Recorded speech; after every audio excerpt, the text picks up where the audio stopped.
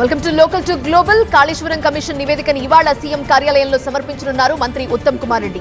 నివేదికపై cabinet లో చర్చ తర్వాత నిర్ణయం తీసుకునే అవకాశం ఉంది. ఇరిగేషన్ సెక్రటరీకి నిన్న సీల్డ్ కవర్ లో నివేదిక అందజేసింది కమిషన్. కాళేశ్వరం ప్రాజెక్టు నిర్మాణంలో అవకతవకలకు సంబంధించి చీఫ్ చంద్రఘోష్ అధ్యక్షతన కమిషన్ ఏర్పాటు చేసింది తెలంగాణ ప్రభుత్వం. 16 నెలల్లో మాజీ సీఎం కేసీఆర్, హరీష్ రావు సహా 119 మందిని విచారించి 650 పేజీలతో నివేదిక అందించింది కమిషన్. ప్రాజెక్టు డిజైన్ లో మార్పులు, నిర్మాణ లోపాలు, ఆర్థికపరమైన అంశాలపై నివేదిక సమర్పించింది. ఈ నివేదిక ఇవాళ సీఎం రేవంత్ కి అందనున్నారు. ఇవాళ యాదాద్రి థర్మల్ విద్యుత్ కేంద్రం జాతికి అంకితం చేయనున్నారు. 800 మెగావాట్ల సామర్థ్యం కలిగిన తొలి యూనిట్ ను ప్రారంభించనున్నారు డిప్యూటీ సీఎం భట్టి, మంత్రులు ఉత్తమ్, కోమటిరెడ్డి వెంకటరెడ్డి, అట్లూరి లక్ష్మణ్ కుమార్. 950 కోట్ల రూపాయలతో ఇంటిగ్రేటెడ్ టౌన్షిప్ పనులకు శంకుస్థాపన చేయనున్నారు మంత్రులు. ములుగు జిల్లా కేంద్రంలో మినీ క్రికెట్ స్టేడియం ని ప్రారంభించారు మంత్రి సీతక్క. జిల్లా పోలీసుల ఆధ్వర్యంలో క్రికెట్ స్టేడియం నిర్మించారు. జాకారంలోని పోలీస్ ట్రైనింగ్ సెంటర్ లో స్టేడియం నిర్మించారు. జిల్లా ఎస్పీ శబరీష్ ప్రత్యేక శ్రద్ధతో మినీ క్రికెట్ స్టేడియం నిర్మించారని తెలిపారు. ఈ స్టేడియాన్ని ప్రారంభించిన మంత్రి సీతక్క పోలీస్ సిబ్బంది, క్రికెట్ ప్లేయర్స్ తో కలిసి సరదాగా క్రికెట్ ఆడారు. ఫిరాయింపు ఎమ్మెల్యేల కేసులో సుప్రీం తీర్పుపై స్పీకర్ గడ్డం ప్రసాద్ స్పందించారు. సుప్రీంకోర్టు తీర్పు కాపీ ఇంకా అందలేదని చెప్పారు. తీర్పు కాపీ చూసిన తర్వాత న్యాయ నిపుణులతో చర్చిస్తామని చెప్పారు. న్యాయ నిపుణులతో సంప్రదింపుల తర్వాత తీర్పుపై స్పందిస్తామన్నారు స్పీకర్. సుప్రీంకోర్టు తీర్పు ప్రకారం ముందుకెళ్తున్నామన్నారు మంత్రి శ్రీధర్ బాబు. కోర్టు తీర్పుకు అనుగుణంగా స్పీకర్ కార్యాచరణ ఉంటుందని చెప్పారు. న్యాయబద్ధంగానే తాము నడుచుకుంటామని చెప్పారు. గోదావరి జలాల్లో తమకు హక్కుగా రావాల్సిన నీటిని వదులుకునే ప్రసక్తి లేదన్నారు. బనకచర్ల ప్రాజెక్టును వ్యతిరేకిస్తామని, ఈ అంశంలో ఐక్యంగా పోరాటం చేస్తామన్నారు మంత్రి శ్రీధర్ బాబు. పార్టీ ఫిరాయింపులపై మాట్లాడే నైతిక అర్హత బీఆర్ఎస్ కు లేదన్నారు మంత్రి కోమటిరెడ్డి వెంకటరెడ్డి. ఉప ఎన్నికలొస్తే 100% కాంగ్రెస్ పార్టీదే విజయమని ఆయన స్పష్టం చేశారు. బీఆర్ఎస్ 25 మంది ఎమ్మెల్యేలను కొనుగోలు చేసిందని, ఇప్పుడు కేటీఆర్ సత్య హరిశ్చంద్రుడిలా మాట్లాడుతున్నారని విమర్శించారు. గతంలో ఇతర పార్టీల నుంచి గెలిచిన తలసాని, సబితకు మంత్రి పదవులు ఎలా ఇచ్చారో చెప్పాలని ప్రశ్నించారు కోమటిరెడ్డి. సుప్రీంకోర్టు తీర్పుపై స్పందించారు ఎమ్మెల్యే కడియం శ్రీహరి. ఉప ఎన్నికను నిర్ణయించేది ఈసీ అని, పార్టీలు నిర్ణయించవని తెలిపారు. ఉప ఎన్నికలు ఎప్పుడొచ్చినా ఎదుర్కొనేందుకు సిద్ధంగా ఉన్నామన్నారు. ఫిరాయింపులపై మాట్లాడే నైతిక హక్కు బీఆర్ఎస్ కి లేదన్నారు. ఈ అంశంలో సుప్రీంకోర్టు తీర్పుని స్వాగతిస్తున్నామన్నారు కడియం శ్రీహరి. ఎమ్మెల్యేల అనర్హతపై సుప్రీం తీర్పును స్పీకర్ అమలు చేస్తారని మాజీ ఎంపీ మధియాష్ కి అన్నారు. స్పీకర్ ఇప్పటికే ఎమ్మెల్యేలను పిలిచి విచారించారన్నారు. బీఆర్ఎస్, బీజేపీ నుంచి నీతులు నేర్చుకోవాల్సిన అవసరం లేదన్నారు. 10 ఏళ్లలో కాంగ్రెస్ ఎమ్మెల్యేలను బీఆర్ఎస్ పార్టీలో చేర్చుకుందని, బీఆర్ఎస్, బీజేపీ ప్రజాస్వామ్యం గురించి మాట్లాడడం విడ్డూరంగా ఉందన్నారు. కాంగ్రెస్ ను ఎదుర్కొనే శక్తి లేక బీఆర్ఎస్, బీజేపీ ఏకమయ్యాయని, కేసీఆర్, కవిత, కేటీఆర్, హరీష్ కు కష్టాలున్నాయన్నారు మధియాష్. ఫిరాయింపులపై సుప్రీంకోర్టు ఇచ్చిన తీర్పుపై స్పందించారు ఎమ్మెల్యే కాలే యాదయ్య. కోర్టు తీర్పును గౌరవిస్తానన్నారు. స్పీకర్ నిర్ణయానికి కట్టుబడి ఉంటానని తెలిపారు. స్పీకర్ ఆదేశాలను శిరసావహిస్తానని అన్నారు ఎమ్మెల్యే కాలే యాదయ్య. స్థానిక ఎన్నికల కోసం కాంగ్రెస్ పార్టీ గ్రౌండ్ వర్క్ మొదలుపెట్టింది. అందులో భాగంగా తెలంగాణ కాంగ్రెస్ జనహిత పాదయాత్ర ప్రారంభించింది. రంగారెడ్డి జిల్లా పరిగి నుంచి తెలంగాణ కాంగ్రెస్ ఇన్ఛార్జ్ మీనాక్షి నటరాజన్ పాదయాత్రను ప్రారంభించారు. తొలి విడతలో ఆదిలాబాద్ జిల్లా ఖానాపూర్ వరకు ఈ పాదయాత్ర కొనసాగనుంది. ప్రజల్లో ఉంటూ ప్రభుత్వ సంక్షేమ పథకాలు వివరించేందుకు పాదయాత్ర చేస్తున్నామని, ఏ ఎన్నికొచ్చినా సమర్థవంతంగా ఎదుర్కొంటామన్నారు టీపీసీసీ చీఫ్ మహేష్ గౌడ్. బనకచర్ల పేరుతో ఏపీ, తెలంగాణ మధ్య ప్రాంతీయ విద్వేషాలు రెచ్చగొడుతున్నారని ఆరోపించారు మంత్రి నారా లోకేష్.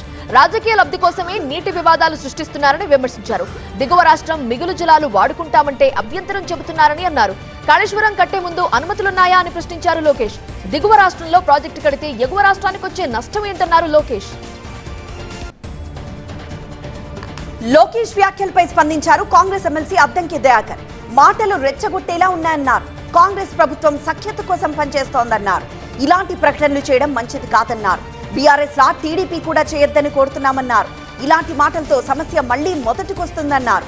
చట్టాలు, ట్రిబ్యునల్ సమస్యను పరిష్కరిస్తారన్నారు అద్దంకి దయాకర్.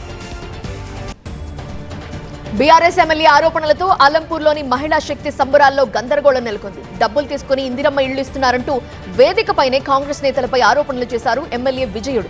ఆయనతో వాగ్వాదానికి దిగారు కాంగ్రెస్ నేతలు. ఇరు వర్గాల వాగ్వాదంతో సమావేశంలో గందరగోళం నెలకొంది. తన చేతిలో మైక్ లాక్కుపోయిన అధికారులు పోలీసుల తీరుపై అసహనం వ్యక్తం చేశారు ఎమ్మెల్యే. చివరికి కలెక్టర్తో పాటు మంత్రి వాకటి శ్రీహరి జోక్యంతో వివాదం సద్దుమణిగింది. హెచ్సీఏ అధ్యక్షుడిపై వేటు పడింది. జగన్మోహన్ రావుతో పాటు కార్యదర్శి దేవరాజ్, కోశాధికారి శ్రీనివాసరావును ఎపెక్స్ కౌన్సిల్ సస్పెండ్ చేసింది. హెచ్సీఏలో అక్రమాలు, నిధుల దుర్వినియోగంపై తీవ్ర స్థాయిలో ఆరోపణలు వచ్చాయి. ఈ వ్యవహారంపై సిఐడి, ఈడీ విచారణ కొనసాగిస్తున్నాయి. ఇప్పటికే జగన్మోహన్ రావు, దేవరాజ్ ను పోలీసులు అరెస్ట్ చేశారు. వారిని సస్పెండ్ చేస్తూ ఎపెక్స్ కౌన్సిల్ నిర్ణయం తీసుకుంది.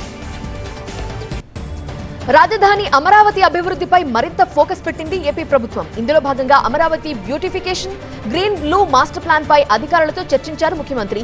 అమరావతిలో ట్రంక్ రోడ్లు, ఇతర అనుబంధ రోడ్లు, ఎల్పీఎస్ రోడ్లు, బఫర్ జోన్లలో ప్లాంటేషన్, బ్యూటిఫికేషన్, ఎవెన్యూ ప్లాంటేషన్ పైన సమీక్ష చేశారు. అమరావతిలో అంతర్జాతీయ స్థాయి ప్రమాణాలతో పార్కులు, హరిత ప్రాంతం ఉండే విధంగా చర్యలు తీసుకోవాలని ఆదేశించారు. ఔషధ మొక్కలను నాటడంతో పాటు అమరావతిలో బయోడైవర్సిటీ ఉండే విధంగా కార్యాచరణ చేపట్టాలని సూచించారు. ఇవాళ కడప జిల్లా జమ్మలమడుగులో పర్యటించనున్నారు సీఎం చంద్రబాబు. గూడెం చెరువులో పెన్షన్లు పంపిణీ చేస్తారు. గ్రామస్తులతో నిర్వహించే ప్రజా వేదికలో పాల్గొంటారు. అనంతరం పార్టీ నియోజకవర్గ కార్యకర్తలతో భేటీ కానున్నారు సీఎం. ఇవాల్టి పర్యటనలో 78 కోట్ల రూపాయలతో చేపట్టనున్న గండికోట పర్యాటక ప్రాజెక్టుకు సీఎం శంకుస్థాపన చేస్తారు. దీనికి తోడు 165 కోట్ల రూపాయల విలువైన 5 పర్యాటక ప్రాజెక్టులను సీఎం వర్చువల్ గా శంకుస్థాపన చేస్తారు. లిక్కర్ స్కామ్ లో పక్కా ఆధారాలున్నాయని మంత్రి నారా లోకేష్ అన్నారు. 400 కోట్ల రూపాయల బంగారం ఓ కంపెనీ కొనుగోలు చేసిందని చెప్పారు. ఆ బంగారం ఎక్కడికి వెళ్లిందో తేల్చాలన్నారు మంత్రి లోకేష్. అదాన్ నుంచి పెద్దిరెడ్డి కంపెనీకి డబ్బు వెళ్లిందన్నారు. పెద్దిరెడ్డికి ఓపెన్ ఛాలెంజ్, డబ్బులు రాలేదని చెప్పగలరా అంటూ క్వశ్చన్ చేశారు. ఏపీలో ఎమర్జెన్సీ పరిస్థితులున్నాయన్నారు జగన్. లా అండ్ ఆర్డర్ దారుణంగా తయారైందన్నారు. విమర్శలకు ప్రతి విమర్శలు చేస్తే ఓకే గానీ ఇళ్లపై దాడులు చేసి మనుషులను చంపేస్తారా అంటూ నిలదీశారు. వైసీపీ సైతం అదే విధంగా దాడులు చేస్తే బాగుంటుందా అంటూ ప్రశ్నించారు. ఓ మాజీ మంత్రిని 64 రోజులు జైల్లో పెట్టారని, మరో మాజీ మంత్రిపై 14 కేసులు పెట్టి వేధిస్తున్నారని ఆరోపించారు. మహిళల్ని కించపరిచే వారిని వైఎస్ జగన్ పరామర్శిస్తున్నారని అన్నారు వేమిరెడ్డి ప్రశాంతిరెడ్డి. జగన్ జైలు యాత్రలు చూసి ప్రజలు అసహించుకుంటున్నారని అన్నారు. తప్పు చేసిన వారిని సమర్థించడం నాయకుడి లక్షణం కాదన్నారు. ప్రసన్నను పరామర్శించి జగన్ దిగజారని విమర్శించారు. చంద్రబాబు సంక్షేమ పాలన చూసి వైసీపీ నేతలు టీడీపీలోకి వస్తున్నారని అన్నారు. నేరాలు చేసి జైల్లో ఉన్న వారిని జగన్ పరామర్శిస్తున్నారని విమర్శించారు హోంమంత్రి అనిత. గంజాయి బ్యాచ్, క్రిమినల్స్ కి మద్దతుగా జగన్ మాట్లాడుతున్నారని చెప్పారు. మహిళలపై వైసీపీ నేతలు నీచంగా మాట్లాడుతున్నారన్నారు. అలాంటి వారికి జగన్ వెనకేసుకొస్తున్నారని మండిపడ్డారు. గతంలో చంద్రబాబు సతీమణిపై వైసీపీ నేతలు అసభ్యంగా మాట్లాడారన్నారు. హిందూపురం ఎమ్మెల్యే నందమూరి బాలకృష్ణ ఢిల్లీలో పర్యటించారు. నియోజకవర్గంలో చేపట్టే పలు అభివృద్ధి ప్రాజెక్టులకు సాయం అందించాలని కేంద్ర మంత్రులను కోరారు. అనంతరం టీడీపీ ఎంపీలతో సమావేశమయ్యారు. కొత్త పార్లమెంట్ను తొలిసారి పరిశీలించి పార్లమెంటు ప్రాంగణంలో సైకిల్పై కూర్చొని సందడి చేశారు. ఏపీ మంత్రి నారాయణ సింగపూర్, మలేషియా పర్యటన కొనసాగుతోంది. సింగపూర్ రవాణా అథారిటీ ప్రతినిధులతో కలిసి పౌల్ట్రీ ప్రాసెసింగ్ హబ్ ను సందర్శించారు. అమరావతి నిర్మాణానికి సంబంధించిన అంశాలపై అధ్యయనం చేశారు. చికెన్ వ్యర్థాల ప్రాసెస్ యూనిట్ ఏర్పాటు చేసే ఆలోచనలో ఉన్నట్లు చెప్పారు మంత్రి నారాయణ. స్థానిక సంస్థల ఎన్నికల పోలింగ్ పై ఎన్నికల కమిషన్ దృష్టి సారించాలని కోరారు వైసీపీ నేతలు. ఈ మేరకు ఎన్నికల కమిషనర్ ను కలిసి విజ్ఞప్తి చేశారు నేతలు. ప్రజాస్వామ్యానికి వ్యతిరేకంగా ప్రభుత్వం వ్యవహరిస్తోందన్నారు. ఎన్నికలు పారదర్శకంగా జరిగేలా చూడాలని ఎన్నికల సంఘాన్ని కోరారు. వైసీపీ ప్రత్యేక యాప్ పై విమర్శలు గుప్పించారు బుద్దా వెంకన్న. గత 5 ఏళ్లలో ప్రజలు పడ్డ ఇబ్బందులు, వైసీపీ హయాంలో జరిగిన అవినీతి అక్రమాల గురించి తెలుసుకోవడానికి ఈ ప్రత్యేక యాప్ ఉపయోగపడుతుందన్నారు బుద్దా వెంకన్న. మాజీ మంత్రి పేర్ని నానిపై ఘాటు విమర్శలు చేశారు బుద్దా వెంకన్న. ఆకు రౌడీలను భుజాన వేసుకొని నాని మాట్లాడుతున్నారని మండిపడ్డారు. పేర్ని నాని జాతకం బయటపడతానన్నారు. ఓయూ యూనివర్సిటీలో అమరవీరుల స్మారక పరిశోధనా సంస్థ ఆధ్వర్యంలో నక్సల్స్ నరమేధం మేధోమథనం అంశంపై సదస్సు నిర్వహించారు. నేటి వరకు నక్సలైట్లు సృష్టించిన నరమేధం మామూలుగా లేదన్నారు ఎంఎంఆర్ఐ అధ్యక్షులు మురళీ మనోహర్. ఆపరేషన్ కగార్, శాంతి చర్చలు జరుగుతుండగా సాయుధ నక్సల్స్ కన్నా ప్రమాదకరమైన అర్బన్ నక్సల్స్ సమాజంలో గందరగోళం సృష్టిస్తున్నారని అన్నారు. అందరికీ వాస్తవాలు తెలియాల్సిన అవసరం ఉందన్నారు. రేపు పీఎం కిసాన్ 20వ విడత నిధులు విడుదల చేయనున్నారు ప్రధాని నరేంద్ర మోదీ. 9.7 కోట్ల మంది రైతుల ఖాతాల్లో నిధులు జమ కానున్నాయి. కేంద్రం అమలు చేస్తున్న ఈ పథకం కోసం 20వ విడత నిధుల కింద 20,500 కోట్ల రూపాయలు విడుదలయ్యాయి. వారణాసిలో జరిగే కార్యక్రమంలో మోదీ నగదును రైతుల ఖాతాలకు బదిలీ చేస్తారు. కేంద్ర హోంమంత్రి అమిత్ షా వ్యాఖ్యలపై కాంగ్రెస్ నేత చిదంబరం మండిపడ్డారు. అమిత్ షా వ్యాఖ్యలు పూర్తిగా అబద్ధమన్నారు. అఫ్జల్ గురు ఉరి శిక్ష తన వల్ల ఆగలేదన్నారు. తాను హోంమంత్రిగా ఉన్నంత కాలం రాష్ట్రపతి ముందు క్షమాభిక్ష పిటిషన్ పెండింగ్ లో ఉందని చెప్పారు.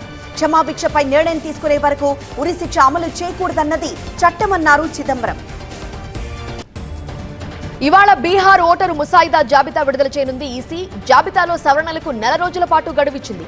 జాబితాలో మార్పులు చేర్పుల కోసం పౌరులు, పార్టీలు ప్రతిపాదనలు చేయొచ్చని ఈసీ తెలిపింది. అన్ని పార్టీలకు ముసాయిదా జాబితా అందించనుంది. భారత నౌకాదళానికి మరో శక్తివంతమైన యుద్ధ నౌక లభించింది. అత్యాధునిక సాంకేతికతతో ప్రబలమైన ఆయుధాల వ్యవస్థతో కూడిన హిమగిరి అనే ఫ్రిగేట్ నౌకను భారత నౌకాదళానికి అధికారికంగా అప్పగించారు. కోల్కతాలోని Garden Reach Ship Builders and Engineers Limited ఈ నౌకను నిర్మించింది. ఇది ప్రాజెక్ట్ 17A కింద నిర్మించబడుతున్న 3 గైడెడ్ మిసైల్ ఫ్రిగేట్లలో మొదటిది. కోల్కతాలోని సిలిగురిలో West Bengal United Forum of Small Tea Growers Association ఆధ్వర్యంలో రైతులు నిరసన చేపట్టారు. పచ్చ టీ ఆకులకు న్యాయమైన ధర కల్పించాలని డిమాండ్ చేశారు. చిన్న టీ తోటల యజమానులకు నష్టాలు నివారించే విధంగా ప్రభుత్వం తగిన ధర నిర్ణయించాలని వారు డిమాండ్ చేస్తున్నారు. జార్ఖండ్ దేవ్గఢ్ ఎయిమ్స్ తొలి స్నాతకోత్సవంలో రాష్ట్రపతి ద్రౌపది ముర్ము పాల్గొన్నారు. ప్రాథమిక ఆరోగ్య సంరక్షణపై కూడా ఆసుపత్రి దృష్టి సారించాలని సూచించారు. సార్వజనీన ఎయిమ్స్ దేవ్గఢ్ డాక్టర్లు, విద్యార్థులు అర్బన్ హెల్త్ సెంటర్లు, గ్రామీణ ఆరోగ్య కేంద్రాలు సందర్శించాలని కోరారు. శ్రీహరికోట షార్ సెంటర్ కొత్త డైరెక్టర్ గా పద్మకుమార్ నియమితులయ్యారు. ఇక్కడ డైరెక్టర్ గా పనిచేసిన రాజరాజన్ కేరళలోని విక్రమ్ సారాభాయ్ సెంటర్ డైరెక్టర్ గా బదిలీ అయ్యారు. పద్మకుమార్ ఇవాళ శ్రీహరికోటలో బాధ్యతలు స్వీకరించనున్నారు. ఈ సంవత్సరం జరిగే దుర్గా పూజకు బెంగాల్ సీఎం మమతా బెనర్జీ భారీ ఆర్థిక సాయాన్ని ప్రకటించారు. వేడుకలు నిర్వహించే సంస్థల 1,10,000 రూపాయల ఆర్థిక సాయం అందిస్తామని ప్రకటించారు. దసరా వేడుకల కోసం బెంగాల్ సర్కార్ 400 కోట్ల రూపాయలు ఖర్చు చేయనుంది.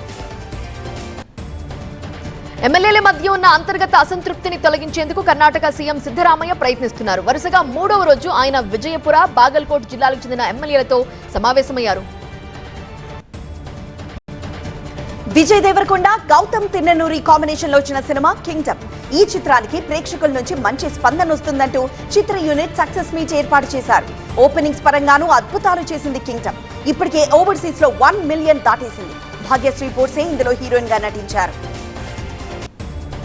ఆది పినిశెట్టి, చైతన్యరావు కీలక పాత్రలో నటిస్తున్న వెబ్ సిరీస్ మయసభ ప్రముఖ ఓటీటీలో ఆగస్టు 7 నుంచి ఈ సిరీస్ స్ట్రీమింగ్ కానుంది.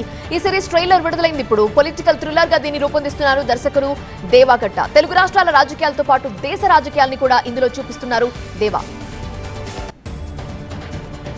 సుడిగాలి సుధీర్ హోస్ట్ గా ఆహాలో వస్తున్న గేమ్ షో సర్కార్ సీజన్ 5 ఇప్పటి వరకు విడుదలైన అన్ని ఎపిసోడ్స్ కు అద్దరిపోయే రెస్పాన్స్ వచ్చింది. నెక్స్ట్ ఎపిసోడ్ కు నిహారిక కొణిదెల, ప్రదీప్ మాచిరాజు, చాందిని చౌదరి, నవదీప్ గెస్ట్లుగా వచ్చారు. ఇవాళ రాత్రి 7 గంటల నుంచి ఈ ఎపిసోడ్ ఆహాలో స్ట్రీమ్ కానుంది. పవన్ తాత, చమిందా వర్మ జంటగా నటిస్తున్న సినిమా హిరీన్. రాజేష్ రావుపూరి ఈ సినిమాలో దర్శకుడిగా పరిచయం అవుతున్నారు.